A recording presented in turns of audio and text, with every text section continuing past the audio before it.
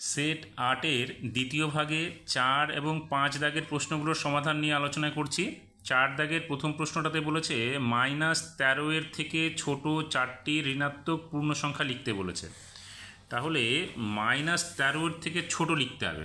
আমরা কিন্তু জানি যে এখানে দেখো একটা আমি সংখ্যা রেখার সাহায্যে এখানে বোঝাচ্ছি, শূন্যর পাশে কে আছে 1, তারপরে -2, -3, -4, -5, -6, -7, -8, অর্থাৎ 1 এখানে আমি যদি -1টাকে ধরি, -1 হচ্ছে -2-এর চাইতে বড়, -3-এর চাইতে বড়, অর্থাৎ -4-এর থেকেও বড়। তার মানে -1 সংখ্যাগুলো দেখবে বড় হয়ে যাবে, কিন্তু চিহ্নটা হবে মাইনাস। সেক্ষেত্রে হচ্ছে আমাদের এখানে কি হবে, ছোট সংখ্যা কি -13, তার থেকে ছোট সংখ্যা লাগবে আমাদের। আমরা 4টা নিব, -14, -15 এবং -16, -17। এরপরে বলেছে যোগফল নির্ণয় করতে বলেছে, -13 তার সঙ্গে 7 তার সঙ্গে -2। দেখো এখানে আমরা করছি -13, এখানে +7, প্লাসে মাইনাসে -2। তাহলে এই -13 থেকে +7 বাদ দিলে এখানে হবে -6, এখানে -2, তার মানে কত হচ্ছে মাইনাস আর মাইনাস, তার মানে হচ্ছে -8। 3 নম্বর প্রশ্নটাতে বলেছে এবছরে আমাদের স্কুলের 80 জন ছাত্রছাত্রী মাধ্যমিক পরীক্ষা দিয়েছে। যদি 65% ছাত্রছাত্রী পাস করে, তবে হিসাব করে দেখো কতজন ছাত্রছাত্রী এবছর মাধ্যমিক পরীক্ষায় পাস করেছে। আমরা লিখব কি, মাধ্যমিক পরীক্ষা দিয়েছে 80 জন, ছাত্রছাত্রী পাস করেছে 65%, তার মানে 65% কার, এই 80 জনের মধ্যে। তাহলে আমরা লিখব 80 গুণ 65/100, অর্থাৎ এখানে একটা শূন্য, এখানে একটা শূন্য কেটে দাও। 5 দিয়ে কাটলে 5 13 65, 5 দিয়ে কাটলে এটা 2, 2 দিয়ে এটাকে কাটলে কত হবে 4, অর্থাৎ 4 13 52 জন হচ্ছে পাস করেছে। তারপরে 4 নম্বরটাতে বলেছে সংখ্যা রেখার সাহায্যে আমাদের যোগ করতে হবে। এখানে দেখো একটা প্রশ্ন আছে, যেটা 4 নম্বর প্রশ্নটা, সেটা হচ্ছে আমাদের কাছে 150 টাকা আছে, আমার টাকার 0.3 অংশ দিয়ে খাতা কিনলাম এবং আমার টাকার 0.4 অংশ দিয়ে গল্পের বই কিনলাম। এখন আমার কাছে কত টাকা পড়ে আছে। এই অঙ্কটা আগের সমাধানেই আলোচনা করেছি। সেটা হচ্ছে দেখো 3 নম্বরের 2 নম্বর প্রশ্নটা, 3-এর 2 নম্বর প্রশ্নটাতে দেখো একই প্রশ্ন দেওয়া আছে। তাহলে সেটা আমি করছি না, আগের সমাধানটা একটু দেখে নেবে। 5 নম্বর প্রশ্ন বলেছে সরলরেখার সাহায্যে যোগফল নির্ণয় করো। তাহলে সরলরেখার সাহায্যে যোগফল নির্ণয় করতে গেলে কত আছে, +6 তার সঙ্গে -11। প্রথমে +6 যাব, +6 মানে শূন্য থেকে আমরা ডান দিকে যাব। তাহলে এখানে 1 2 3 4 5 6, তাহলে আমরা প্রথমে 6 পর্যন্ত গেলাম। এবার 6 যাওয়ার পরে আমাদের আরও লাগে কত, -11। তাহলে এখান থেকে এবার আমরা বার দিকে যাব। তাহলে 1 2 3 4 5 6 7 8 9 10 11, অর্থাৎ -5-এ এসে আমরা শেষে দাঁড়ালাম। তাহলে আমি কতটা গেলাম, -11।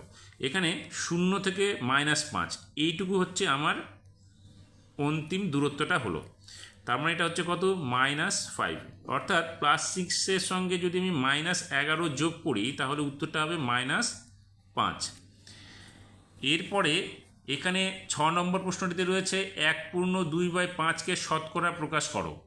তাহলে আমরা কি করব, 1/2/5-কে আগে ভাঙাবো, 5 একে 5 আর 2 যোগ করব, এখানে হবে 7/5 গুণ 100%। যেহেতু শতকরা প্রকাশ করতে বলেছে, 5 দিয়ে 100-কে কাটলে এখানে কত হবে 20, তার মানে 7 20 140%। এবার 5-এর 1 নম্বর প্রশ্নটাতে বলেছে একটি ত্রিভুজাকৃতি ভূমি বিশিষ্ট প্রিজমের তল সংখ্যা ও শীর্ষবিন্দু সংখ্যা কত হবে। এখানে একটা ত্রিভুজাকৃতি ভূমি বিশিষ্ট প্রিজম নিয়েছি।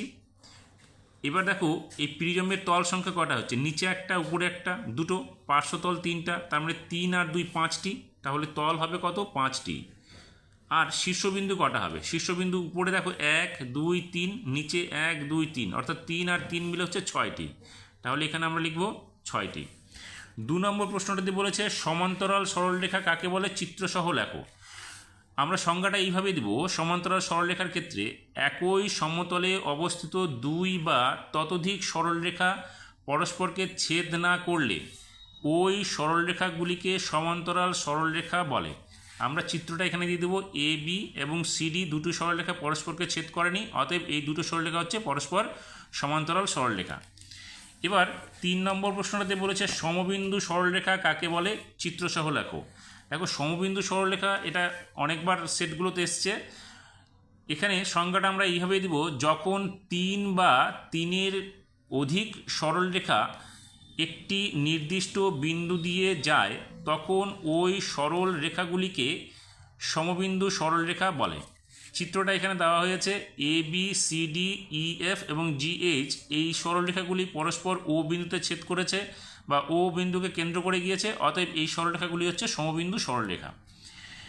এবার 5 নম্বরটাতে বলেছে সমরেখ বিন্দু কাকে বলে। সমরেখ বিন্দু কাকে বলে, সংজ্ঞাটা আমরা এইভাবেই লিখব, একই সরলরেখার উপর দুই বা ততোধিক বিন্দু অবস্থান করলে ওই বিন্দুগুলিকে সমরেখ বিন্দু বলে।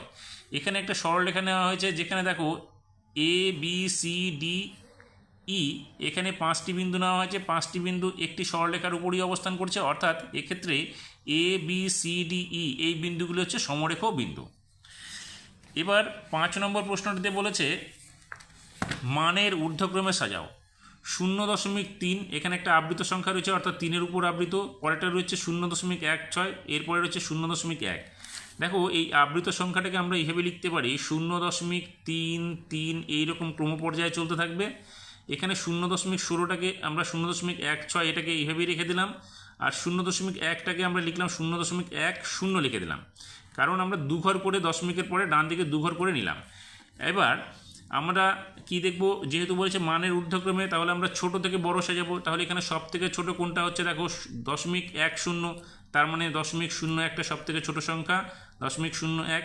তারপরে হচ্ছে 16, অর্থাৎ 0.16, 0.16 এবং সব থেকে বড় সংখ্যা হচ্ছে 0.3-এর উপর যে আবৃত সংখ্যাটা রয়েছে সেই সংখ্যাটা।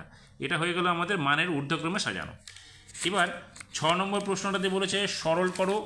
এখানে যে অঙ্কটা রয়েছে সেখানে আমরা কি করব, এখানে -5টা রেখে দিলাম, এখানে প্লাস, এখানে -7-এর বিপরীত সংখ্যা, তাহলে -7-এর বিপরীত সংখ্যা কী হবে, +7, আর এখানে মাইনাস থাকলো, এখানে -5 থেকে গেল।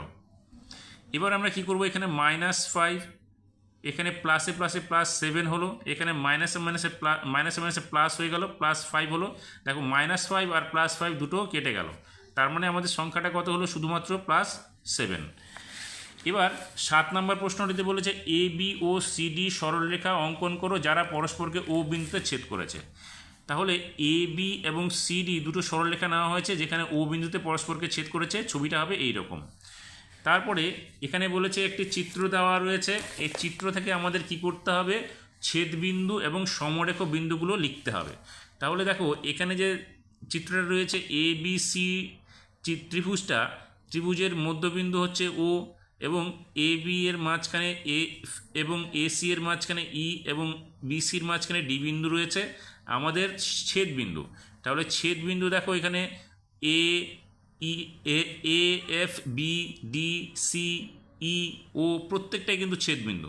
তাহলে এখানে আমরা লিখব কমা কমা দিয়ে এ কমা B comma c comma D কমা ই কমা এফ এবং ও।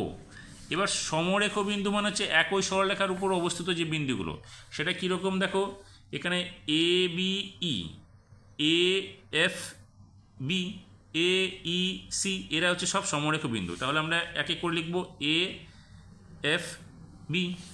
তাহলে একটা লিখব কি, এ এফ বি। পরেরটা লিখব হচ্ছে এ ই সি, এ ই সি। তারপরটা লিখব হচ্ছে বি ডি সি। তারপর লিখব হচ্ছে এ ও ডি, এ ও ডি।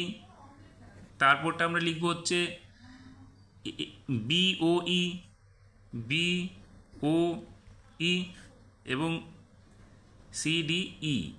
তারপরটা লিখব হচ্ছে আমরা কি, সি ও এফ। সি ও এফ, এরা হচ্ছে প্রত্যেকেই হচ্ছে সমরেখ বিন্দু। অর্থাৎ এ এফ বি যেগুলো লিখলাম আমি, সেখানে দেখো মিলিয়ে দেখো, এখানে যেটা রয়েছে এ এফ বি, তাহলে লিখলাম A F B, A F B এই তিনটি হচ্ছে একই সরলরেখার উপর অবস্থিত। তারপর লিখলাম হচ্ছে এ ই সি, দেখো এ ই সি এটাও একই সরলরেখার উপর অবস্থিত। তারপর লিখলাম বিডিসি, তাহলে বিডিসি এরাও একই সরলরেখার উপর অবস্থিত। এইভাবে আমাদেরকে এই সমরেখ বিন্দুগুলো লিখতে হবে।